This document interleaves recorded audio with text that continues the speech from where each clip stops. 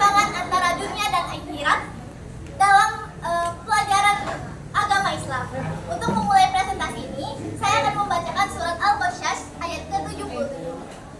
Bismillahirrahmanirrahim. Wabtaghi fima ataqallahu ad-darul akhirata wa la tansa nasibaka minad dunya wa ahsin kama ahsanallahu ilaika wa la tabghi fasada fil ard innallaha la yuhibbul mufsidin. Selanjutnya pembacaan api yang akan dibacakan oleh Eka. Dan carilah pada apa yang telah dianugerahkan Allah kepada kamu kebahagiaan negeri akhirat, dan janganlah kamu melupakan bahagiamu dari kenikmatan duniawi, dan berbuat baiklah kepada orang lain sebagaimana Allah berbuat baik kepadamu, dan janganlah kamu berbuat kerusakan di muka bumi, sesungguhnya Allah tidak menyukai orang-orang yang berbuat kerusakan. Selanjutnya pembacaan penafsir yang akan disampaikan oleh Safa. Nah, teman-teman semua, pada Quran surah Al-Qasas ayat 77 telah menekankan kepada kita tentang pentingnya menjaga keseimbangan antara dunia dan juga akhirat.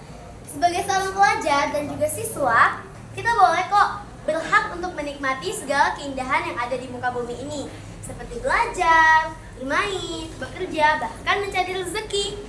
Asalkan kita tidak lupa dengan kewajiban utama kita, yakni beribadah kepada Allah Subhanahu wa Ta'ala.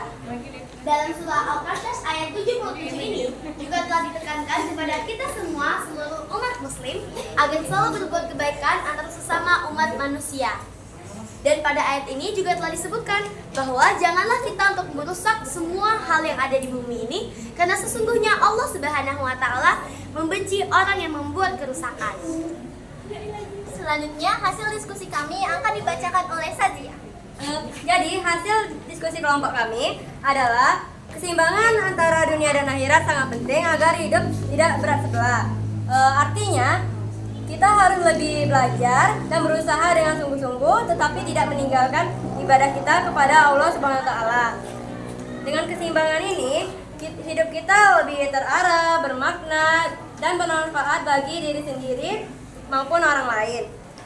Sebagai pelajar, kita harus lebih rajin belajar, berperilaku baik, dan menjaga ibadah kita agar kehidupan kita lebih seimbang dan penuh berkah. Dan terakhir, contoh dalam penerapan kehidupan sehari-hari yang akan dibacakan oleh Nadine dan Azira. Sikap ini kita akan menjadi pelajar yang berakhlak baik, hidup yang terarah, dan berbuat baik dan bermanfaat bagi orang lain. Lanjut. Misalnya, kita dapat bagi waktu untuk belajar, bermain, dan beribadah. Dengan begitu, kita tidak hanya sukses di sekolah, tetapi kita juga mendapat ridho dari Allah Subhanahu wa Ta'ala dan menjadi pribadi yang lebih bermanfaat. Demikianlah presentasi kami tentang keseimbangan antara dunia dan akhirat.